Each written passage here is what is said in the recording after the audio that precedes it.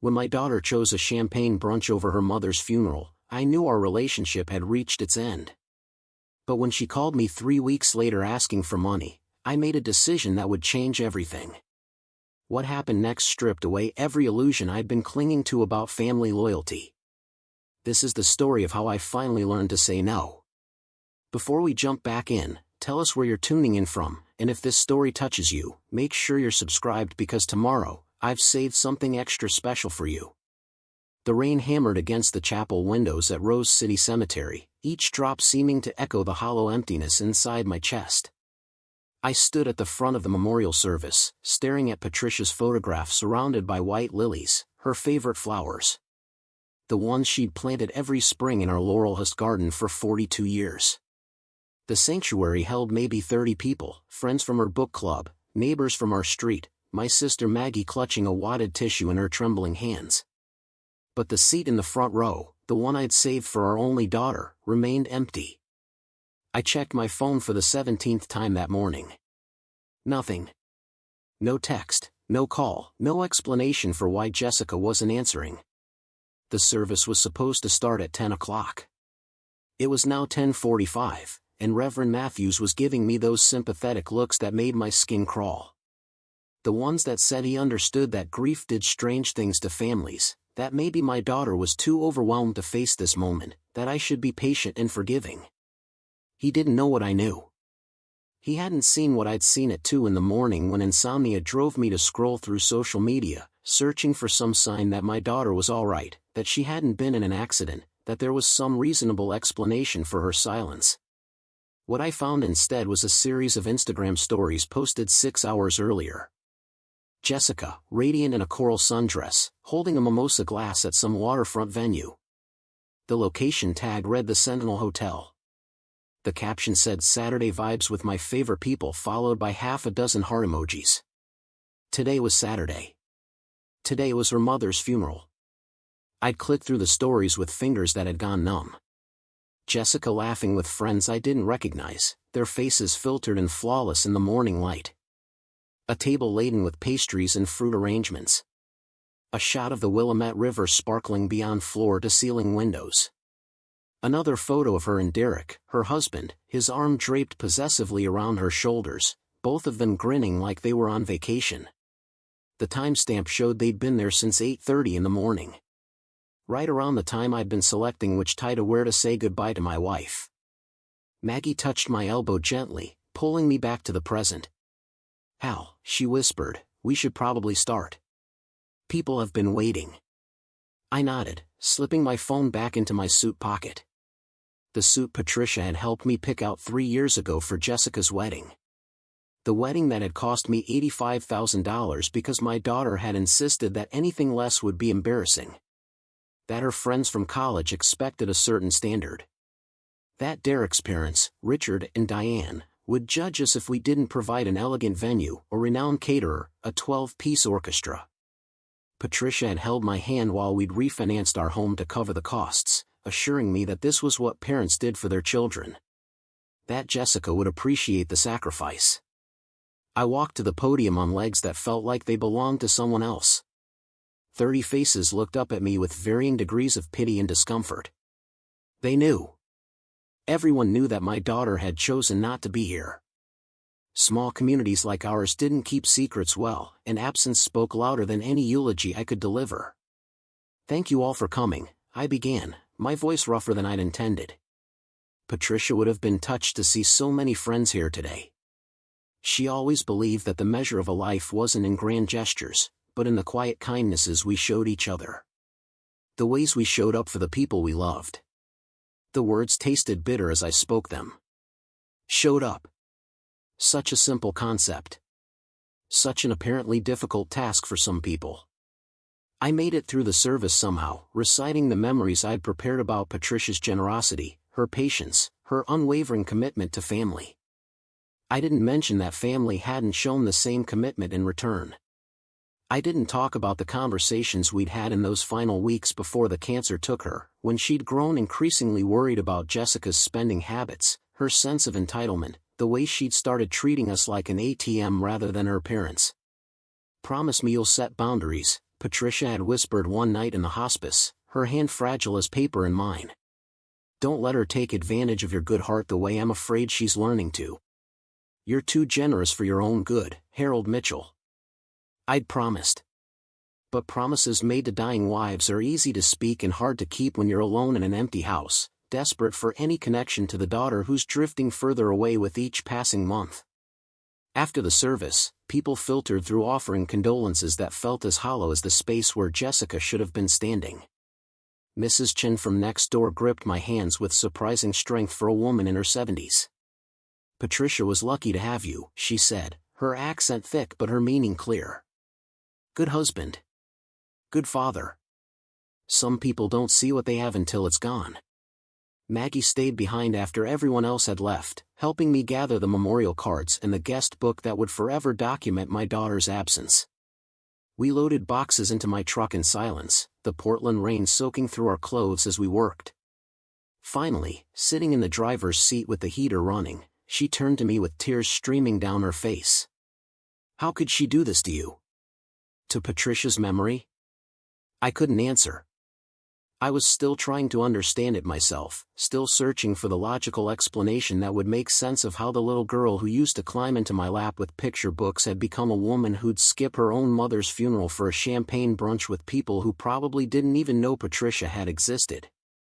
I drove home through streets that looked different than they had that morning, like the city itself had shifted into a new reality where daughters abandoned fathers and promises meant nothing. The house felt cavernous without Patricia's presence, every room a reminder of the life we'd built together and the family I'd thought we'd created. My phone finally rang at 6:30 that evening. Jessica's name lit up the screen, and for a moment I considered not answering. But old habits die hard, and the part of me that was still a father, still hoping for some reasonable explanation, won out. Dad. Her voice was bright, cheerful, completely unburdened by guilt. Sorry I missed your calls earlier. We've been at this incredible event all day. You would not believe the networking opportunities. I met this woman who has connections to 3 major lifestyle brands, and she thinks my content is exactly what they're looking for. I sat down heavily on the couch, the same couch where Patricia and I had watched countless movies, where we'd held each other through good news and bad. Jessica, I said quietly, do you know what today was? A pause. Then, with dawning realization that sounded almost comically delayed, oh my God.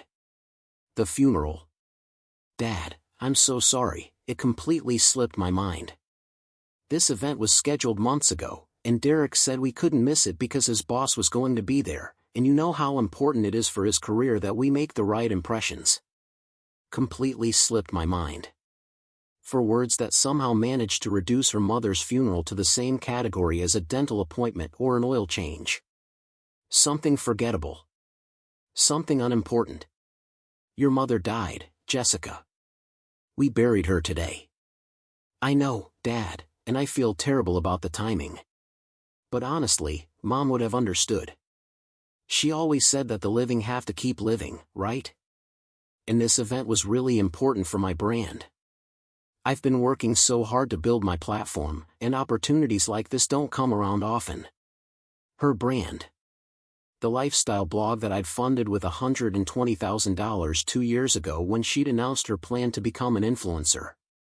The business that required professional photography equipment, a home studio renovation, inventory for the products she promoted, travel expenses for content creation. The brand that generated maybe $3,000 in actual revenue per year while consuming my retirement savings at an alarming rate. There will be other events, I said, hearing the strain in my own voice. There was only one funeral. Don't be dramatic, Dad. It's not like Mom knew whether I was there or not. And honestly, funeral services are more for the living anyway, right? They're just tradition.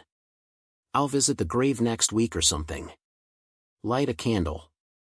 Post something meaningful on Instagram. Post something meaningful on Instagram.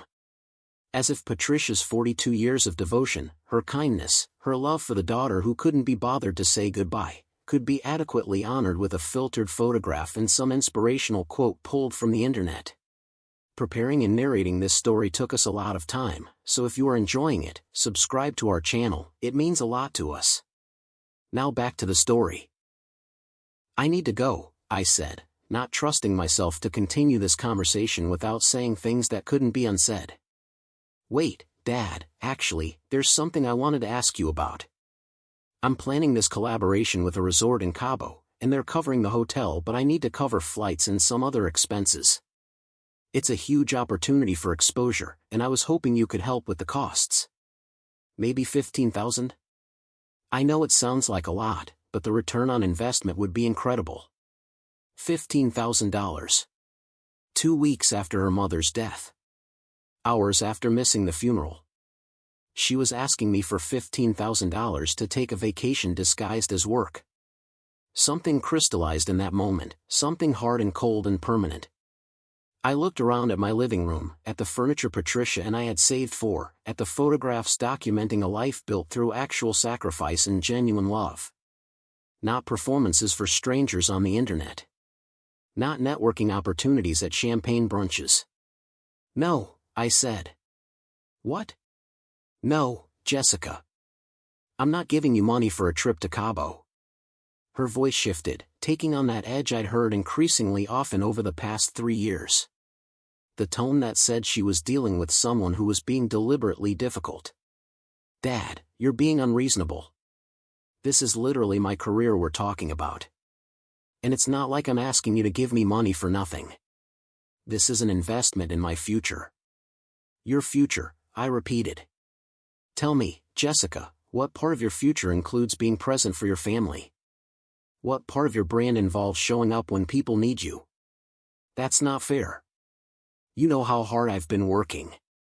Derek and I have been under so much pressure trying to build our lives. We can't all just coast through life without ambitions. Coast through life. As if 40 years of running my own accounting firm, of building a reputation through honest work and keeping my promises, was somehow less valid than posting photographs of avocado toast and designer handbags online. As if Patricia's career as a nurse, saving actual lives through double shifts and overtime, was coasting. I need to go, I said again. Dad, come on. Don't be like this. I said I was sorry about the funeral. What more do you want from me? What did I want? I wanted my daughter back. The one who used to help Patricia in the garden. The one who'd made us breakfast in bed on our anniversaries with burnt toast and too sweet coffee. The one who'd existed before Derek and his parents and the poisonous idea that worth was measured in social media followers and designer labels. But that girl was gone, replaced by this stranger who measured everything in terms of brand opportunities and networking potential. Who could skip her mother's funeral without a second thought but expected immediate financial support for luxury vacations? Goodbye, Jessica, I said, and ended the call. The phone rang again immediately. I turned it off and sat in the gathering darkness of my empty house, watching the rain continue its relentless assault on the windows. Somewhere across town, my daughter was probably telling Derek about her unreasonable father, about how she'd apologized for missing some boring funeral service and he still wouldn't help her with this amazing opportunity in Cabo. She had no idea what she'd just lost. But she was going to learn. The week after Patricia's funeral passed in a fog of paperwork and silence. Death, I discovered, generated an astonishing amount of bureaucracy. Insurance claims, bank accounts to close, utilities to transfer into my name alone. Each form I signed felt like erasing another piece of the life we'd built together, reducing 42 years of marriage to signatures and account numbers. Jessica didn't call again after that first conversation. No follow-up apology, no attempt to explain herself further, nothing. The silence should have brought relief, but instead it left me suspended in a strange limbo, waiting for something I couldn't name. Maybe I was waiting for her to realize what she'd done. Maybe I was waiting for her to become the daughter I'd raised instead of the stranger she'd become. On Thursday afternoon, I was sorting through Patricia's jewelry box when I found the envelope. It was tucked beneath her pearl necklace, the one I'd given her on her 20th anniversary. My name was written across the front in her distinctive handwriting, still elegant even after the cancer had weakened her hands.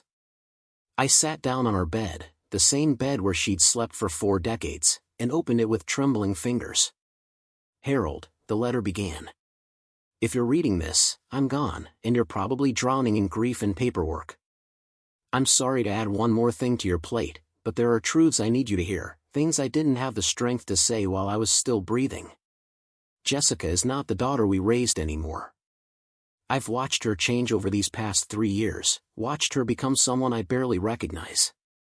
The girl who used to volunteer at the animal shelter has been replaced by a woman who measures her worth in likes and followers. The daughter who cried watching sad movies now posts curated photographs of a perfect life that doesn't exist.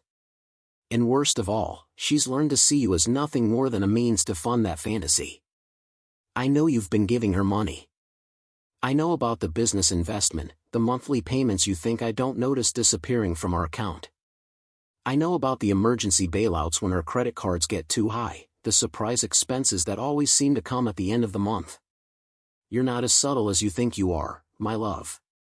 And I haven't said anything because I kept hoping she'd grow out of this phase, that she'd remember the values we tried to teach her. But I'm running out of time to hope, and you need to hear this. Stop giving her money. Stop enabling her to avoid the consequences of her choices. Stop sacrificing your future for someone who won't appreciate it until it's too late.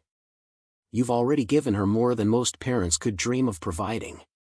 The rest is up to her. I'm not asking you to abandon our daughter. I'm asking you to love her enough to let her fail. To let her learn that actions have consequences, that the world doesn't owe her anything, that real relationships aren't transactional. She needs to hit bottom before she can climb back up, and every time you catch her, you're delaying that necessary fall. You're a good man, Harold Mitchell. Too good, sometimes. Your generosity is one of the things I love most about you, but Jessica has learned to exploit it. Don't let her turn your greatest strength into your greatest weakness. I love you. I've loved you since that ridiculous first date when you took me to that terrible Italian restaurant and spent the whole dinner apologizing for the service. I'll love you wherever I am after this. But please, please, stop setting yourself on fire to keep her warm.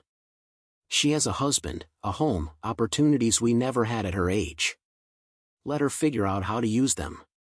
All my love, always and forever, Patricia. I read the letter 3 times. Then folded it carefully and placed it in my wallet where I'd be able to find it when I needed the reminder.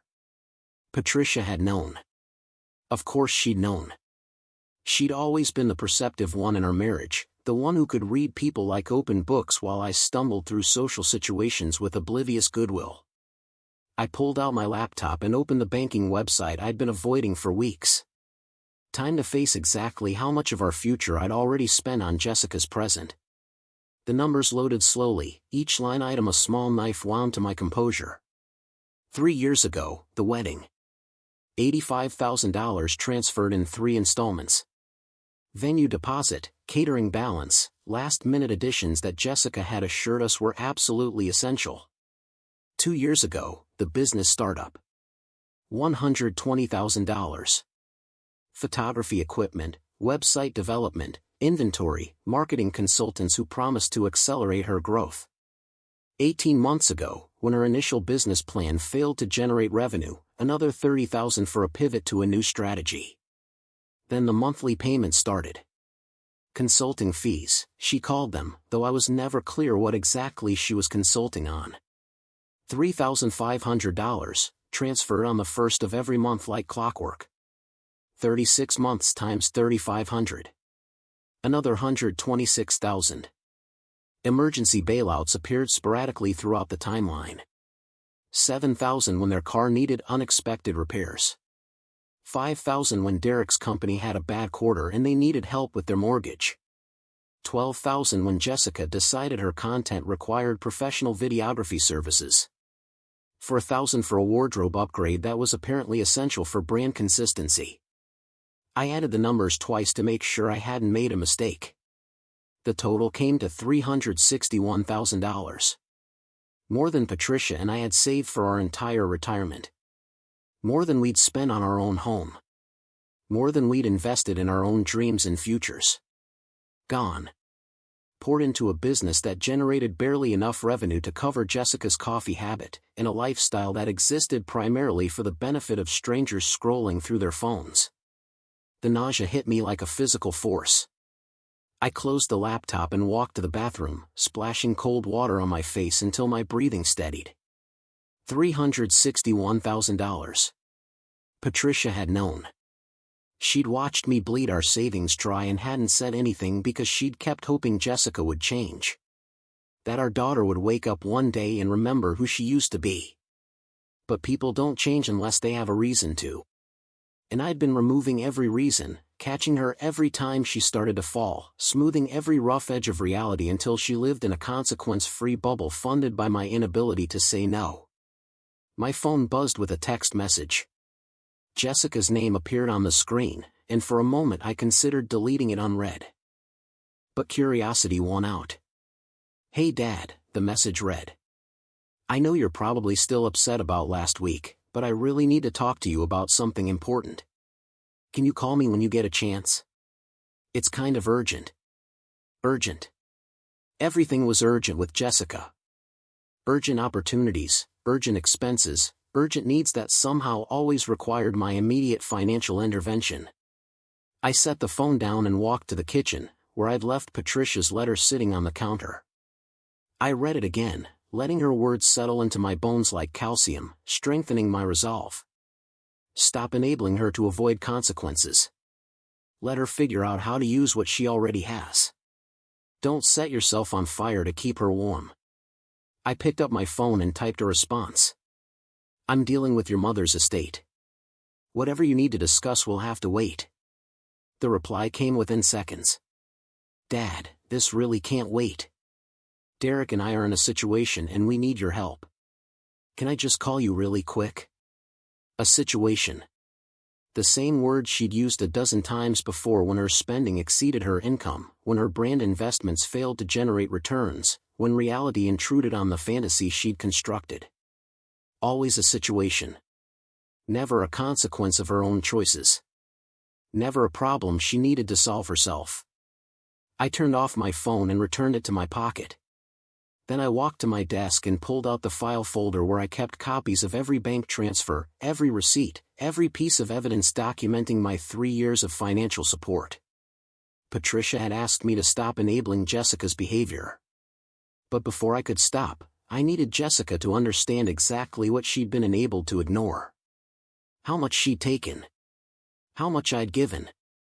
How spectacularly she'd failed to appreciate any of it. The printer hummed to life as I began organizing everything chronologically. Bank statements, canceled checks, credit card receipts, screenshots of text messages where Jessica had promised this would be the last time, that she was almost profitable, that next month would be different. 3 years of promises and excuses, documented in black and white. Outside, the Portland rain had returned, drumming against the windows with renewed intensity. Somewhere in Lake Oswego, my daughter was probably staring at her phone, waiting for me to call, expecting me to ask how I could help, what she needed, how much this latest situation would cost. She'd spent 3 years learning that pattern. Call Dad, explain the urgent situation, receive money, repeat. The pattern was about to break. I finished printing around 9 o'clock that evening, my desk covered in 3 neat stacks of paper. Evidence of the wedding expenses. Evidence of the business investments. Evidence of the monthly payments and emergency bailouts. Together, they painted a comprehensive picture of financial exploitation disguised as family support. Not because Jessica had set out to exploit me, necessarily, but because I'd made it so easy. So comfortable. So consequence-free. My phone showed 6 missed calls from Jessica and 4 text messages, each one escalating in urgency.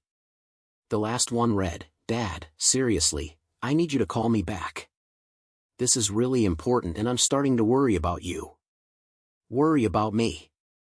As if she'd spent the past week concerned about my well-being after burying my wife. As if she'd checked in once since the funeral to see how I was managing alone in this empty house. The worry only appeared when she needed something, when my silence interrupted the reliable flow of support she'd come to expect. I opened a new message and typed carefully. Jessica, I'm fine. I'll call you this weekend when I've had time to process everything. Right now I need space. The response came immediately. Dad, I really can't wait until the weekend. Derek and I are in serious trouble. Please just call me for 5 minutes. I'm begging you. Serious trouble. The words should have triggered my paternal instincts, should have sent me reaching for the phone to rescue my daughter from whatever crisis had emerged. But I'd seen this movie too many times before. Serious trouble always translated to money needed, preferably yesterday, with no expectation of repayment or accountability. I turned off my phone completely and carried Patricia's letter upstairs to the bedroom. I read it one more time by the light of my bedside lamp, her words a lifeline thrown across the divide between life and death. She'd known this moment would come. Known that I'd need her voice in my ear, reminding me that real love sometimes looked like refusal. That the kindest thing I could do for Jessica was stop catching her when she fell. Tomorrow I'd turn my phone back on. Tomorrow I'd listen to whatever crisis Jessica had manufactured. Tomorrow I'd begin the hardest work of my life, learning to love my daughter enough to let her experience the natural consequences of her choices. But tonight, I could grieve. For Patricia, who'd seen the truth and tried to protect me from it. For Jessica, who'd lost her way so completely that she couldn't recognize what she'd become. And for myself, for the years I'd wasted trying to buy love from someone who'd learned to see me as nothing more than an open wallet. The rain continued its assault on the windows, washing the city clean while I lay awake in the darkness, holding my wife's final words and preparing for the battle ahead. Saturday morning arrived with unexpected sunshine, the kind of crystalline October light that made Portland look like a postcard. I'd slept poorly, waking every few hours to the phantom sound of Patricia moving through the house, only to remember that the silence was permanent now. By 7 o'clock I'd given up on rest and made coffee, staring at my phone where it sat charging on the kitchen counter. 17 missed calls. 23 text messages. The digital desperation of a daughter who'd suddenly discovered that her father had boundaries. I scrolled through the messages without opening them, watching the progression from confusion to irritation to something approaching panic. The final message, sent at 2 in the morning, simply read, "Dad, please. We're going to lose everything. Lose everything." The phrase echoed Patricia's letter with painful irony. What exactly did Jessica think she was losing? The lifestyle she'd built on my money? The Instagram-perfect existence funded by my retirement? The illusion that she could spend without consequence as long as Dad was there to catch her? I poured my coffee and carried it to the back porch, where Patricia's garden was showing the first signs of autumn neglect. The roses needed deadheading. The flower beds were overrun with weeds. She'd spent 40 years cultivating this space, and in 2 weeks of my solitary stewardship it had already started its slow decline. Maybe that's what happened when the person who did the real work disappeared. Things fell apart faster than anyone expected. My phone rang at 8:15. Jessica's name flashed across the screen, and this time I answered. Better to face whatever crisis she'd manufactured than let it fester into something worse. "Dad, thank God." Her voice came through high and tight, the vocal signature of genuine stress. Or practiced performance. I'd lost the ability to tell the difference. "I've been trying to reach you for 2 days. Why haven't you been answering?" "I've been dealing with your mother's affairs," I said evenly. "Death generates paperwork." A pause, then she pressed forward as if I hadn't spoken. "Dad, we have a serious problem. Derek's company is restructuring and they're eliminating his entire department. He's losing his job, and we have bills coming due that we can't cover. The mortgage is due in 5 days, and without his income we're completely underwater." I sipped my coffee and watched a crow land in Patricia's birdbath. "I'm sorry to hear Derek's losing his job. That must be stressful for both of you." "Stressful?" Her voice climbed an octave. "Dad, we're talking about losing our house. We need help. I was hoping you could cover us for a few months while Derek finds something new. Maybe $20,000 to get us through the transition? $20,000. Casual as asking to borrow a cup of sugar." As if I had that amount sitting around unused, as if $361,000 hadn't already disappeared into their financial black hole. Have you looked into unemployment benefits? I asked. Oregon has decent coverage for displaced workers. Unemployment? She sounded genuinely offended. Dad, that's not going to cover our expenses. Our mortgage alone is $4,500 a month, and that doesn't include the car payments, insurance, utilities, my business expenses. We need real help, not some government handout. Government handout. The irony was so thick I almost laughed. Everything Jessica had was a handout, just from a different source. One that had apparently run dry without her noticing the warning signs. What about Derek's severance package? I asked. Most companies offer something during restructuring. They're giving him 6 weeks, but that's nothing. And he's not going to find something comparable right away. The market is terrible right now. He might have to take a position that pays less, which means we'd need help long-term until he can work his way back up. Long-term help. The phrase that had defined our relationship for 3 years. Always temporary, always just until things improved, always with the implied promise that independence was just around the corner. A corner we never quite reached because I kept moving it further away with each bailout. Jessica, I said slowly, did you attend your mother's funeral? Silence. Then, defensively, we talked about this already. I explained what happened. You told me it slipped your mind. That an event you'd scheduled months ago took priority over saying goodbye to the woman who raised you. Dad, I said I was sorry. I don't know what else you want from me. And honestly, I don't see what this has to do with our current situation. Can we please focus on the actual crisis here? The actual crisis. Not her mother's death. Not her absence at the funeral. Not the 3 years of financial dependence or the pattern of treating me like an emergency fund rather than a father. The actual crisis was that her comfortable lifestyle was threatened. Tell me about your business, I said. The lifestyle brand. How's that generating income these days? Another pause, this one wary. It's building. These things take time. I've got great engagement numbers, and I'm in talks with several potential sponsors. How much revenue did you generate last month? Dad, that's not really relevant right now. Humor me. I heard her exhale sharply. Around 1,800. But that's not the point. The brand value is much higher than current revenue. I've got 42,000 followers now. That's worth something. $1,800. Against business expenses that I knew ran at least $5,000 monthly. The math was devastating in its simplicity. She was spending my money to maintain a business that generated less than her cell phone bill. And Derek's salary was covering your living expenses? I asked. Barely. That's why we need help now.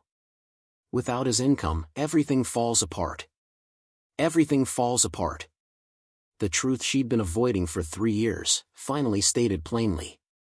Without my money and Derek's salary, the entire elaborate construction of their lives collapsed like a house of cards. No foundation. No sustainability. Just debt and delusion held together by other people's resources. I need you to do something for me, I said. I need you to add up how much money I've given you since your wedding. All of it. The business investment, the monthly payments, every emergency bailout. I want you to sit down with Derek tonight and calculate the total. What? Dad, why does that matter? That money is in the past. We need to focus on right now. It matters because I want you to understand what you're asking for. I want you to see the pattern clearly before you ask me to continue it. Her voice shifted, taking on that edge of manipulation I'd heard increasingly often. Are you seriously going to throw past generosity in my face when we're in crisis? That's not fair, Dad. We didn't ask you to help us before. You offered.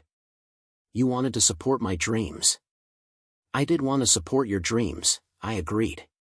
But I didn't realize that supporting your dreams meant funding your delusions. There's a difference between helping someone build something real and subsidizing someone's refusal to face reality. Refusal to face reality? Her voice went sharp with anger. You mean like refusing to understand that sometimes people need help? That family is supposed to be there for each other? Mom would have helped us. She would have understood. The invocation of Patricia's name hit exactly as Jessica intended, a precision strike at my weakest point. But she'd miscalculated. She didn't know about the letter, didn't know that Patricia's final words to me had been a warning against exactly this kind of emotional blackmail. Your mother left me a letter, I said quietly. Would you like to know what it said? Silence. She asked me to stop giving you money. She asked me to let you experience consequences. She saw what I was too blind to see, that my generosity was hurting you more than helping you. That I was teaching you to be helpless instead of capable. That's not true. Jessica's voice trembled. Mom wouldn't have said that. She loved me. She did love you. She loved you enough to see what you were becoming and to try to protect you from it. Even if that protection came after she was gone. I could hear her breathing on the other end of the line, quick and shallow. When she spoke again, the anger had been replaced by something more dangerous. Desperation. Dad, please. I'm begging you. We're going to lose our house. Everything we've worked for will be gone. Is that what you want? To see your daughter homeless? To punish me forever for missing one funeral? You're not going to be homeless, I said. You're going to downsize. You're going to sell the house you couldn't afford and find something within your means. You're going to close the business that's been losing money for 3 years and get a job with actual income. You're going to learn to live within your budget instead of beyond it. A job? She spat the word like it was obscene. Doing what? I've spent 3 years building my brand. I can't just throw that away to work retail or wait tables. Your mother was a nurse for 30 years. I've been an accountant for 40. There's no shame in honest work, Jessica. The shame is in thinking you're above it. This is unbelievable. Her voice rose to a pitch that suggested tears were close. My mother just died, my husband just lost his job, and you're giving me lectures about honest work? What kind of father are you? The kind who should have said no 3 years ago, I replied. The kind who's finally learning that the most loving thing I can do is let you figure this out yourself. So that's it? You're just going to abandon us? The word abandon hung in the air between us, loaded with accusation. As if I was the one who'd failed to show up. As if I was the one who'd prioritized champagne brunches over family obligations. As if $361,000 of support somehow counted for nothing. I'm not abandoning you, I said. I'm releasing you. There's a difference. You're a grown woman with a college degree and a husband. You have advantages your mother and I never had at your age. Figure it out the way everyone else does. Through work and sacrifice and making difficult choices. I can't believe you're doing this. Her voice had gone cold now, the tears abandoned for fury. Mom would be ashamed of you. The words should have wounded me. Maybe they would have, a week ago. But I'd spent the past 7 days living with Patricia's letter, absorbing her wisdom, understanding that real love sometimes looked like refusal. That the path of least resistance wasn't always the path of greatest care. Your mother asked me to do this, I said gently. And I should have listened to her years ago. I'm sorry I didn't. Don't expect me to forgive you for this, Jessica said. When we lose everything, when we're struggling, remember that you could have prevented it. You chose not to. That's on you. She ended the call before I could respond. I sat on the porch with my cooling coffee, watching the October sun climb higher in the sky. My hands were shaking slightly, adrenaline flooding my system in the aftermath of confrontation.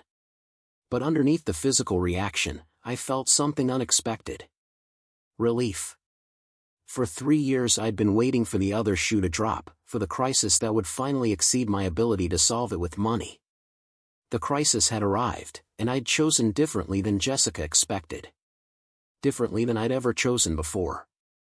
Not because I didn't love her, but because I finally understood that love sometimes wore the face of refusal. Inside the house, my phone buzzed with incoming messages. Derek this time, trying a different angle of attack. Then a number I didn't recognize, probably one of the Brennans recruited to add their voices to the campaign. The digital assault had begun in earnest, everyone who'd benefited from my generosity suddenly discovering opinions about my obligations. I turned the phone off and went back inside to finish my coffee.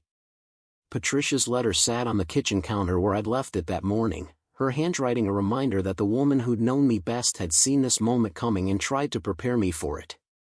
The hard part was just beginning. But for the first time in 3 years, I was ready. The messages started arriving Monday morning like a coordinated military campaign.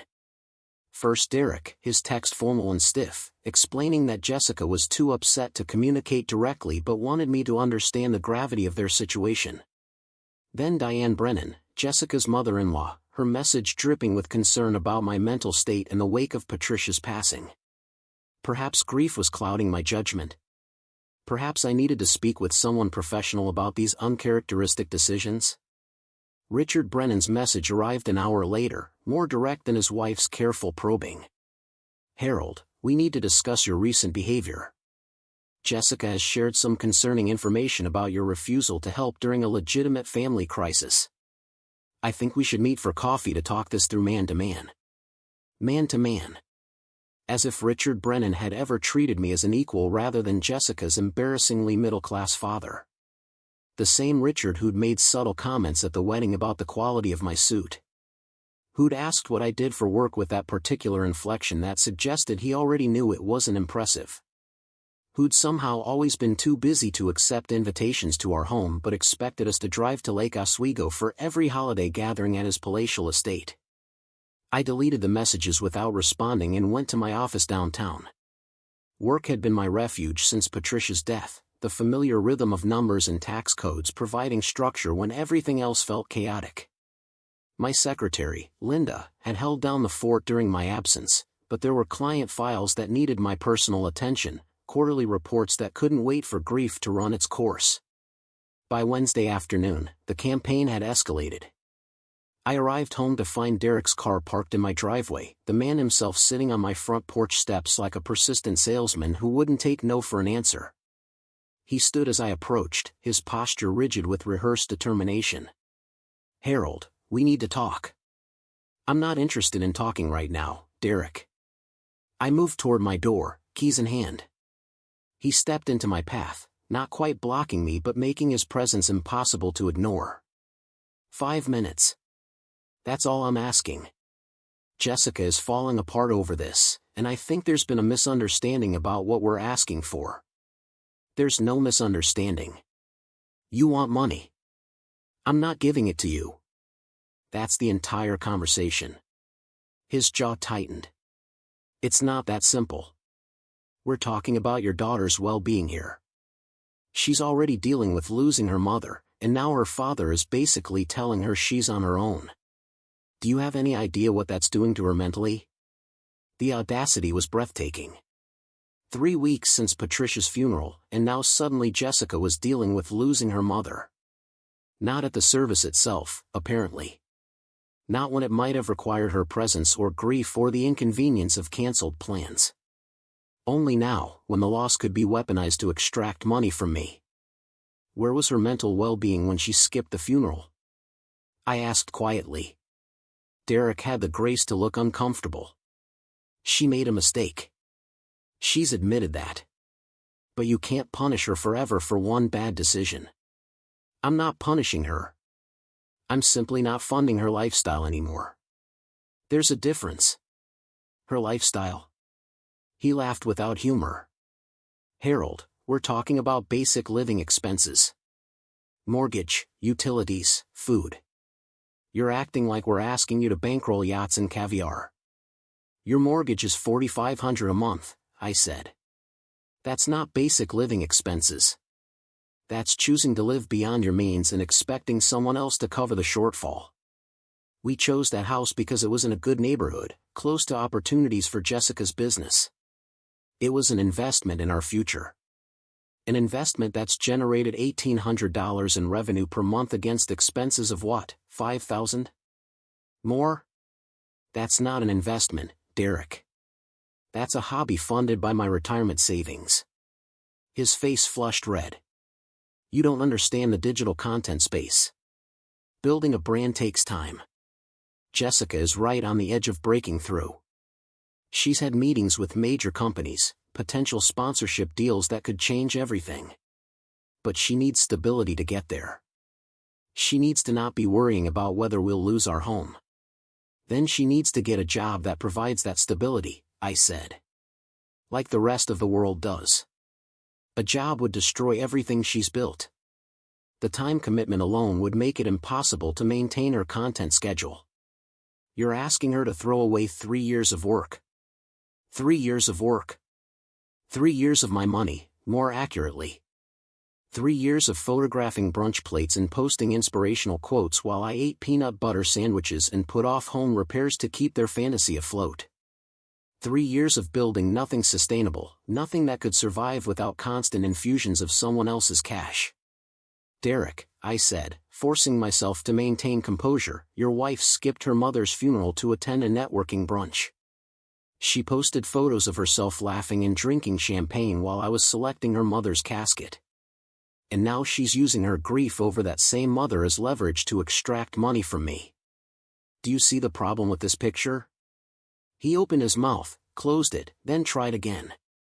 She's young. She made a bad choice. Haven't you ever made a mistake? I've made plenty of mistakes, I agreed. Including spending the last 3 years enabling my daughter to avoid the consequences of hers.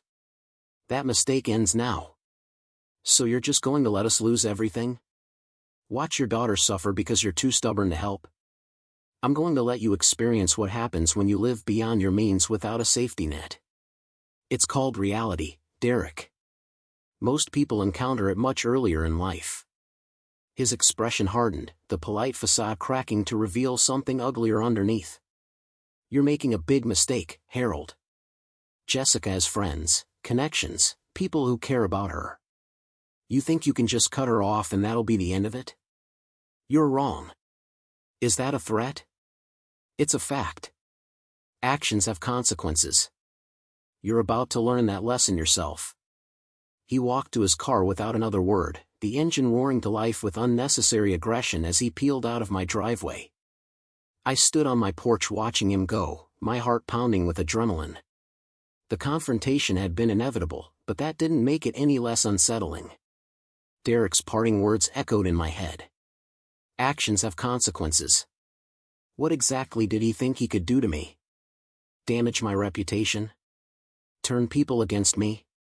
Take away something I valued? The answer came Friday afternoon in the form of a Facebook post. I didn't use social media much, had barely touched my account since Patricia died. But Linda mentioned seeing something concerning, and when I logged in, there it was. Posted by Jessica to her 42,000 followers. The post featured a photo of Patricia from 5 years ago, smiling in our garden with her beloved roses in full bloom. The caption was a masterpiece of manipulation. Grief reveals who people really are, it began. My mother passed away recently, and in the midst of my heartbreak, I've learned painful truths about family. While I'm trying to heal from this devastating loss, dealing with my husband's sudden job loss and the very real possibility of losing our home, the one person who should be supporting me has chosen to turn his back completely. My father has decided that now, in my darkest hour, is the appropriate time to cut me off financially and emotionally. I made one mistake, missing the funeral service due to a prior commitment I couldn't break, and apparently that single error has erased 34 years of being his daughter. To everyone struggling with family relationships right now, I see you. Sometimes the people who are supposed to love us unconditionally are the ones who hurt us most. I'm heartbroken, I'm scared, and I feel more alone than ever. But I'm sharing this because I know I'm not the only one experiencing family betrayal during the hardest moments of life. If this resonates with you, please know you're not alone. We'll get through this together. The post had been up for 3 hours and already had over 800 comments. I scrolled through them, each one a small knife wound of judgment from strangers who knew nothing about the actual situation. I'm so sorry you're going through this. Your father sounds toxic. Family is supposed to be there when times are hard. This is unforgivable. You're better off without people like that in your life. Blood doesn't make family. Have you considered starting a fund? I'd contribute to help you keep your home. That last comment had 63 likes. Jessica had responded with a crying emoji and a heart. You're all so kind. I'm overwhelmed by the support. Just knowing I'm not alone means everything. I closed the laptop and sat in the silence of my office. This was the consequence Derek had warned me about. Public shaming disguised as vulnerability. Strangers rallied to support the poor grieving daughter abandoned by her heartless father. Never mind that the story was expertly edited to remove every inconvenient truth. Never mind that those 800 commenters had no idea about the $361,000, the 3 years of monthly payments, the business that generated no income, the lifestyle funded entirely by my sacrifice. Linda appeared in my doorway, her expression carefully neutral. You saw it. I saw it. Do you want to respond? Set the record straight? I considered it. I could post my own statement, share the bank records, document every transfer and bailout. I could tell the world exactly what Jessica had conveniently omitted from her heartbreaking narrative. But what would that accomplish? A public battle where we each tried to paint the other as the villain? Where strangers picked sides based on who told the more compelling story? No, I said finally. Let her have her narrative. The people who matter know the truth. The people who matter, Linda repeated gently, might include some of your clients. Small business owners talk, Harold. This kind of story spreads. She was right, of course. Portland wasn't huge, and the accounting community was even smaller. How many of my clients would see Jessica's post, or hear about it secondhand, and wonder if there was truth to the portrait she'd painted? How many would start questioning my judgment, my character, my ability to handle their financial affairs if I couldn't manage my own family? Then I'll deal with that when it happens, I said. I'm not fighting this battle on social media. Linda nodded and left me alone with my thoughts. Outside my window, the October afternoon was fading into evening, the light taking on that golden quality that Patricia had always loved. She'd made me promise once that when she died, I wouldn't let grief turn me bitter. That I'd find a way to keep living, keep finding joy in small things, keep believing that people were fundamentally good even when they disappointed me. I'd kept that promise through the funeral, through the empty house, through the overwhelming paperwork of death. But Jessica's post tested it in ways I hadn't anticipated.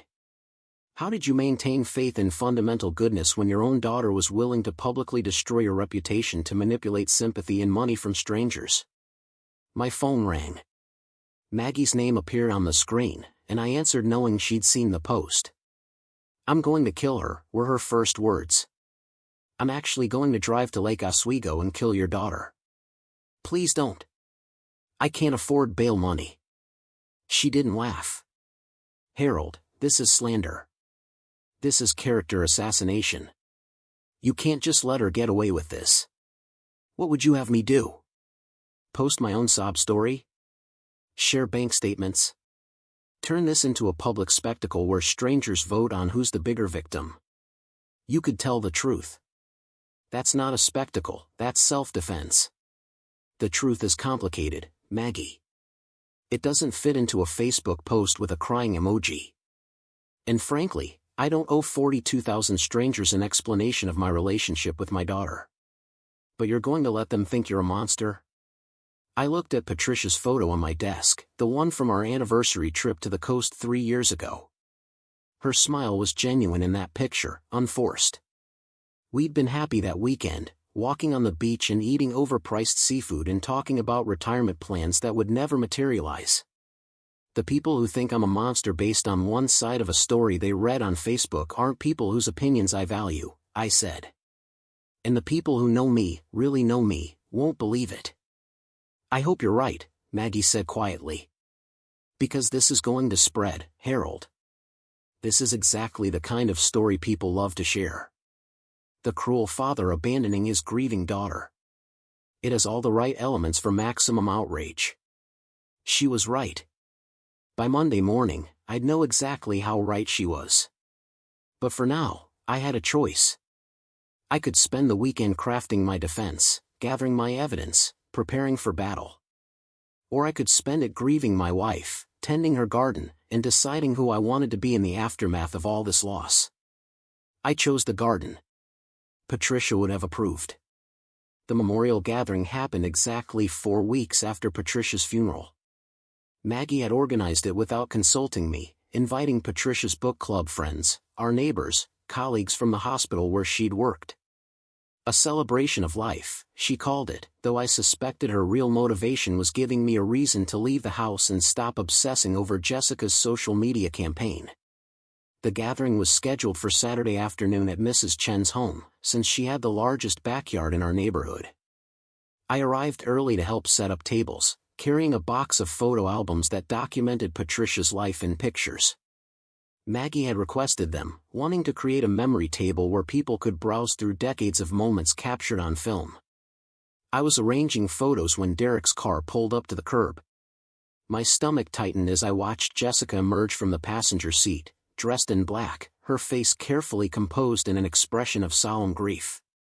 Behind them came Richard and Diane Brennan, equally somber in their expensive mourning attire.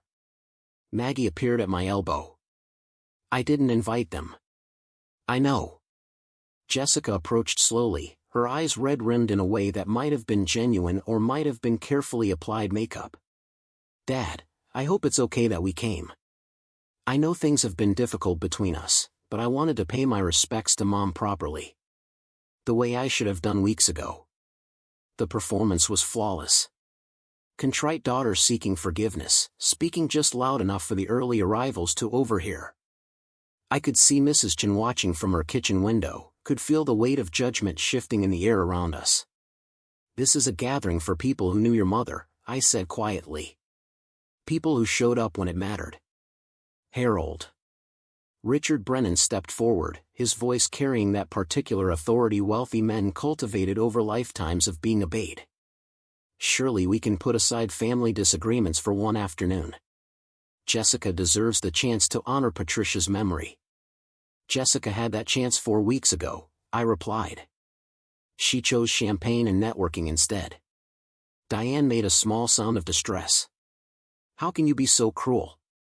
Your daughter is trying to make amends, and you're throwing her mistakes in her face in front of everyone. Patricia would be ashamed of this behavior. The invocation of Patricia's name, again. The weapon they kept returning to, as if her death had somehow transferred her authority to them. As if they had any idea what Patricia would have thought or felt or wanted. I pulled the letter from my jacket pocket. I'd been carrying it with me since the day I found it, Patricia's words a talisman against exactly this kind of manipulation. Would you like to know what Patricia actually thought? What she wrote to me before she died? Jessica's composure cracked slightly. What are you talking about? I unfolded the letter and began reading aloud. Not the entire thing, but the relevant portions. Patricia's words about Jessica's transformation, about the need for boundaries, about how my generosity was enabling helplessness rather than building strength. Each sentence landed like a stone in still water, the ripples spreading across the gathered faces. When I finished, the silence was absolute. Jessica's face had gone white, her carefully constructed grief replaced by something raw and ugly. That's not real. You wrote that yourself to justify abandoning me. The handwriting is your mother's, I said calmly. Anyone who knew her would recognize it. And it's dated 2 weeks before she died. Maggie stepped forward, her voice cutting through the tension. I watched Patricia write that letter. I was there when she sealed it and asked me to make sure Harold found it after she was gone. Every word is authentic. Richard opened his mouth, closed it, then tried a different approach. Even if Patricia did write this, she was sick. Dying. People say things under that kind of stress that they don't mean. She meant every word, I said. She saw clearly what I'd been too blind to see. that I was hurting my daughter by protecting her from consequences. That real love sometimes requires letting people fail. Jessica's voice came out strangled. So this whole thing, cutting me off, refusing to help when Derek lost his job, letting us lose everything, that's all because of something Mom wrote when she was dying? You're using a dead woman's words to justify being cruel? I'm using your mother's wisdom to finally do what I should have done years ago. Stop enabling you to avoid growing up. The gathered crowd had swelled during this exchange, neighbors and friends arriving to find themselves witnessing a family confrontation instead of a memorial service.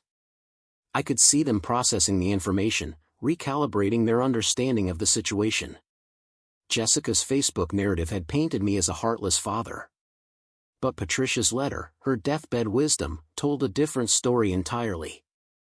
Derek tried to salvage the situation. Harold, can we please discuss this privately? This isn't the time or place. You're right, I agreed. This gathering is meant to honor Patricia, not to provide a stage for family drama. So I'll make this brief. Jessica, you're welcome to stay and pay your respects. But if you're here to perform grief in hopes of changing my mind about money, you're wasting your time. The answer is still no. It will always be no. Diane's face flushed with anger. You're going to regret this. The way you're treating your daughter, the things you're saying publicly, people will remember. Your reputation in this community is going to suffer. My reputation can survive the truth, I said. Can yours? The question hung in the air like a challenge. I watched the Brennans exchange glances, watched Jessica's mask slip further to reveal the calculation underneath. They'd come here expecting to leverage social pressure, public sentiment, the natural sympathy people felt for grieving daughters. They hadn't expected Patricia's letter. Hadn't expected me to have documentation of my late wife's actual wishes. Jessica turned and walked back to the car without another word.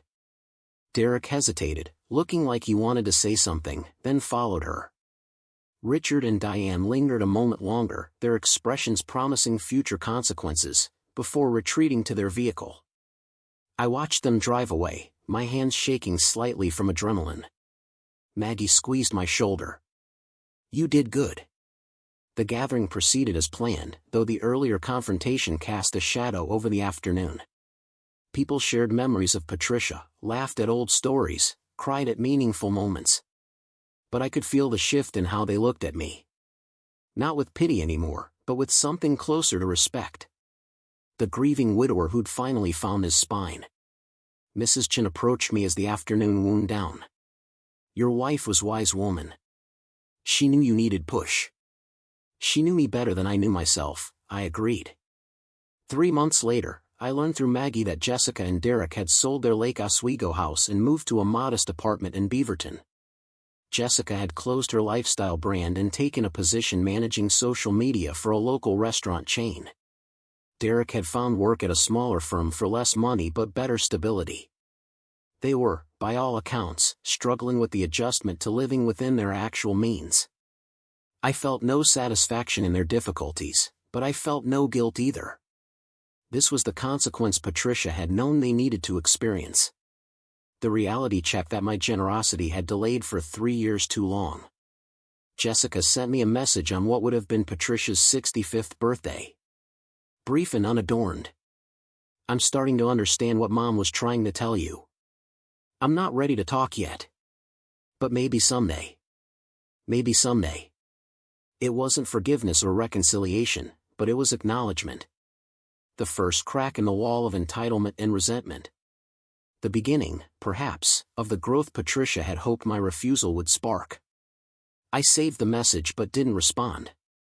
Some conversations required time and distance to ripen. Some lessons took years to fully absorb. I'd spent 40 years learning that genuine love sometimes meant disappointing the people you cared about most. Jessica was just beginning that education. In Patricia's garden, the roses she'd planted were preparing for winter dormancy. I'd learned to care for them in her absence, following the instructions she'd left in margins of gardening books. Deadheading spent blooms, mulching roots, protecting them against the coming cold. Next spring they'd return, stronger for the hardship of winter. Some things needed to die back before they could grow properly. Some people needed to fall before they learned to stand on their own. Patricia had understood that truth in a way I had been too afraid to accept. But I was learning. Finally, I was learning. Up next, you've got 2 more standout stories right on your screen. If this one hit the mark, you won't want to pass these up. Just click and check them out.